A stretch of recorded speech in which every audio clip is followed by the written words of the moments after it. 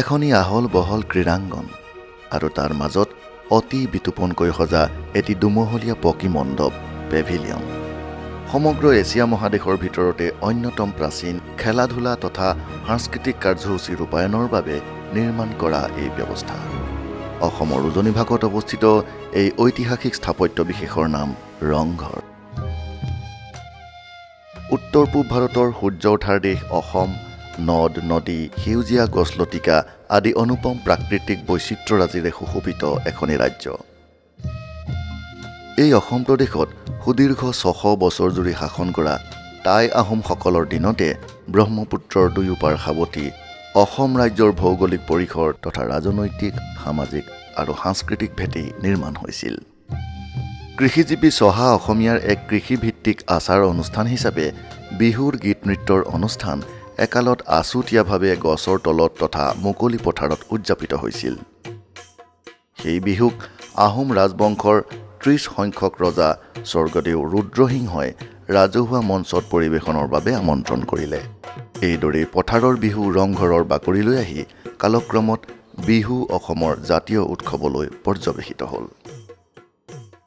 ১৭ শতিকাৰ শেষৰ ফালে স্বৰ্গদেউ ৰুদ্ৰসিংহই বৰ্তমান শিৱসাগৰ নগৰৰ কাষৰীয়া দিখৌ নৈৰ কাষত আহোম ৰাজ্যৰ ৰাজধানী পাতি নাম দিয়ে ৰংপুৰ।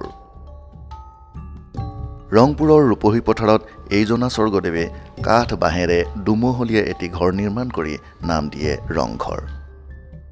কাঠৰ ৰংঘৰটি এদিন কালৰ বুকুত হেৰাই গ'ল।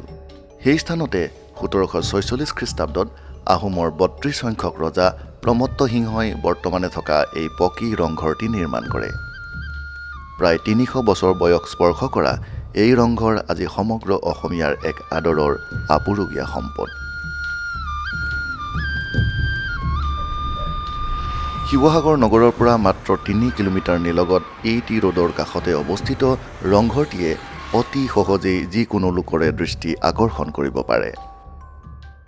ভাৰতীয় পুৰাতত্ব বিভাগৰ প্ৰৱেশ পত্ৰ সংগ্ৰহ কৰি ৰংঘৰৰ দিশে আগুৱাই যাবৰ পৰত প্ৰাচীন অসমৰ এক ঐশ্বৰ্যশালী ৰূপ মানসপটত ভাহি আহে।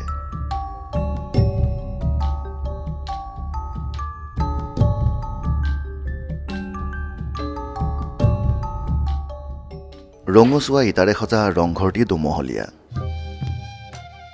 ঘৰটিৰ চাৰিওমেৰৰ আকৃতি অষ্টকোণীয়া হোৱাৰ কথাটোত আহোম যুগৰ স্থাপত্য ৰীতিৰ স্বকীয়তা বিৰাজমান।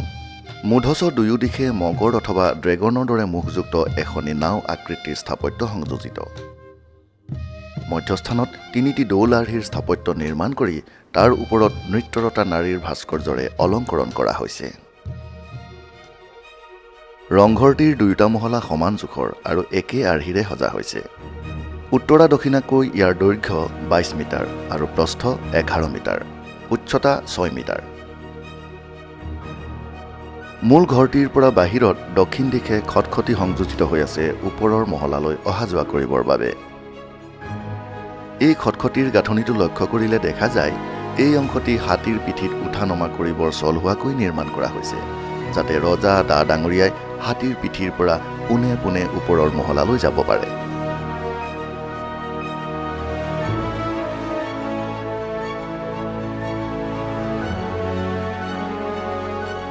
মুকলি পথাৰৰ মাজত অৱস্থিত হোৱাৰ বাবে ৰংঘৰৰ পৰা পূবা পশ্চিমাকৈ দুয়ো দিশে অনুষ্ঠিত ক্ৰীড়া তথা সাংস্কৃতিক কাৰ্যসূচী উপভোগ কৰিব পৰাকৈ নিৰ্মাণ কৰা হৈছিল।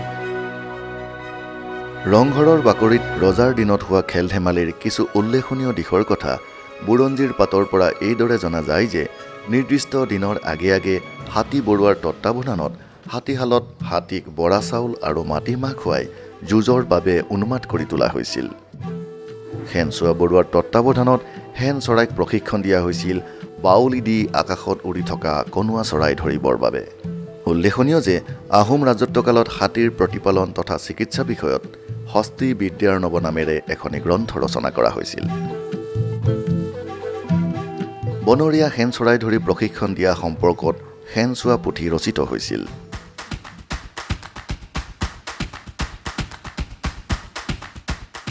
হাতী যুঁজ, ম'হ যুঁজ, বাঘ ঘোঙৰ যুঁজ আদি অনুষ্ঠিত হোৱাৰ লগতে পাহুৱাল ডেকাৰ মাজত মল্ল যুঁজ আদি অনুষ্ঠিত হৈছিল।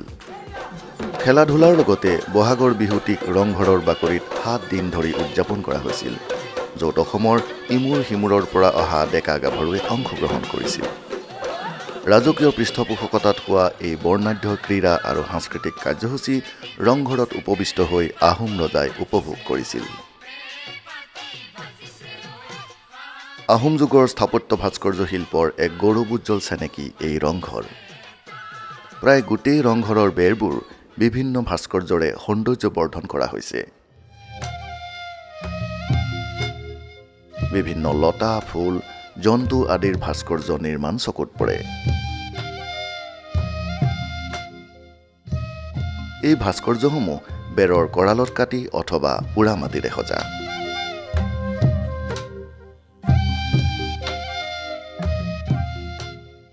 উজনি অসমৰ ঐতিহ্যমণ্ডিত শিৱসাগৰ নগৰৰ কাষত অৱস্থিত এই ঐতিহাসিক স্মাৰকটিৰ দৰ্শনৰ হেতু নিয়মিতভাৱে দৰ্শনাৰ্থীৰ সমাগম হোৱা দেখা যায়।